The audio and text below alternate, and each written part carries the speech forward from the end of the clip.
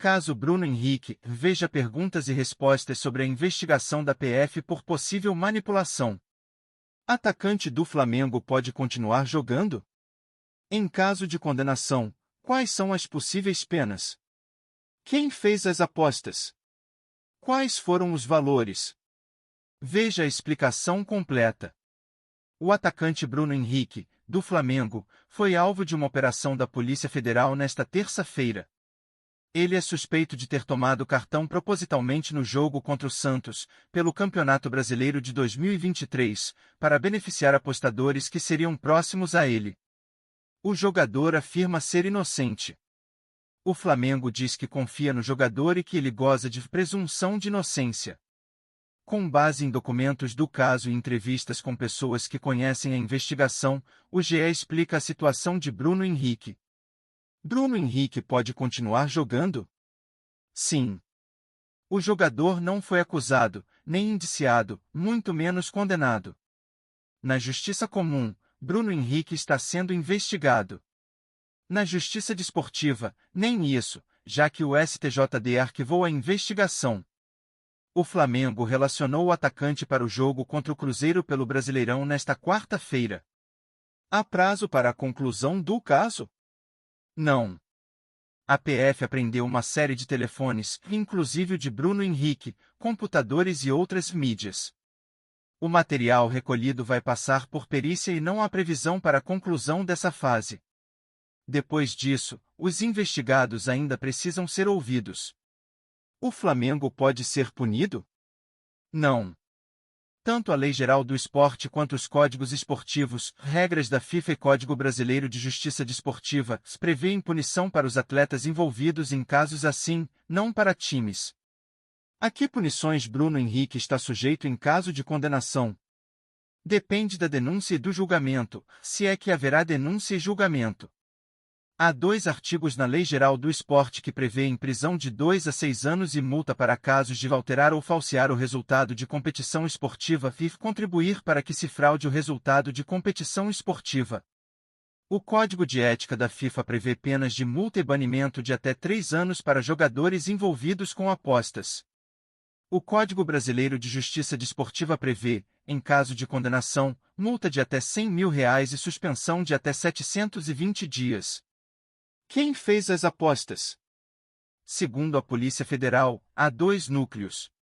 Um deles, formado por parentes diretos de Bruno Henrique, tem 3 pessoas, o irmão dele, a cunhada, a mulher do irmão, e uma prima do jogador. O outro é formado por 6 pessoas, a maioria delas com algum tipo de ligação com futebol, ex-jogadores de times amadores ou de futebol 7. Os 2 grupos não têm relação, são 2 núcleos diferentes. Em comum, apenas o fato de que todos moram em Belo Horizonte ou na região metropolitana da capital mineira. Que tipo de apostas eles fizeram? Todos fizeram o mesmo tipo de aposta, prevendo que Bruno Henrique tomaria um cartão. A PF conseguiu detectar 13 apostas diferentes, feitas em 3 casas de apostas, por 9 apostadores diferentes, 3 do núcleo de parentes e 6 do núcleo futebol. A investigação não descarta que outras apostas tenham sido feitas em outras empresas. Quais foram os valores apostados? Entre os valores identificados de apostas para Bruno Henrique tomar cartão no jogo contra o Santos, estão os seguintes. R$3.050 para ganhar R$9.150, lucro de R$6.100. R$2.300 para ganhar R$7.000, lucro de R$4.700.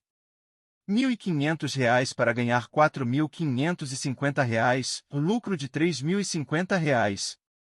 Isto não quer dizer que estes sejam os totais dos valores envolvidos no caso.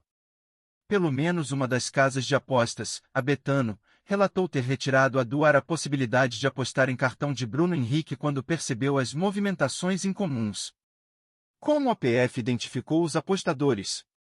Em 29 de julho deste ano, a CBF recebeu um alerta da IBIA, International Betting Integrity Association, encaminhado pela Conmebol, que alertava ser suspeita a movimentação de apostas para o jogador Bruno Henrique receber um cartão durante o jogo contra o Santos, disputado no dia 1º de novembro de 2023 pelo Campeonato Brasileiro.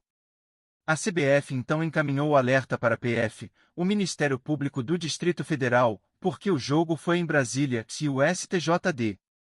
A PF assumiu a investigação e procurou a Secretaria de Prêmios e Apostas, SPACs, do Ministério da Fazenda, responsável pela regulamentação das bets no Brasil. A SPA, a pedido da PF, identificou os representantes das casas de apostas no Brasil. A PF, então, pediu às casas de apostas as identidades dos apostadores sobre os quais recaíam as suspeitas do relatório da IBIA. De posse dessas informações, a PF formulou à Justiça os pedidos de busca e apreensão, que foram autorizados na terça-feira. O que é a IBIA? É uma entidade com sede em Londres que reúne cerca de 100 empresas de apostas com atuação internacional, que se apresenta como a principal voz sobre integridade para o setor de apostas. A IBIA é financiada pelas próprias casas de apostas, que a abastecem com informações sobre movimentações incomuns em apostas. Também foi um relatório desta agência, enviado para a FIFA e a Federação Inglesa, que embasou a investigação em curso na Inglaterra sobre Lucas Paquetá. O que disparou o alerta da IBIA? O fato de as contas terem sido criadas na véspera ou no dia do jogo entre Flamengo e Santos, em 1º de novembro de 2023. Além do fato de várias apostas terem sido nos mesmos valores, no valor máximo permitido por cada casa de aposta e concentradas num período curto de tempo. Por que o STJD arquivou o caso? A primeira ação do STJD foi consultar a Sport Radar, empresa de monitoramento contratada pela CBF. No dia 7 de agosto de 2024, a empresa respondeu que não havia encontrado irregularidade, mas que voltaria a avaliar a partida. Em novo e-mail, enviado para a FIFA e encaminhado por esta CBF, no dia 13 de agosto, a Sport Radar classificou o jogo como suspeito. Este ofício chegou ao STJD, à PF e ao Ministério Público. Mesmo assim, o procurador Caio Porto Ferreira, procurador do STJD, decidiu arquivar o caso. Em seu despacho, Ferreira citou apenas a primeira resposta da Sport Radar, a que não via irregularidades. E não a segunda.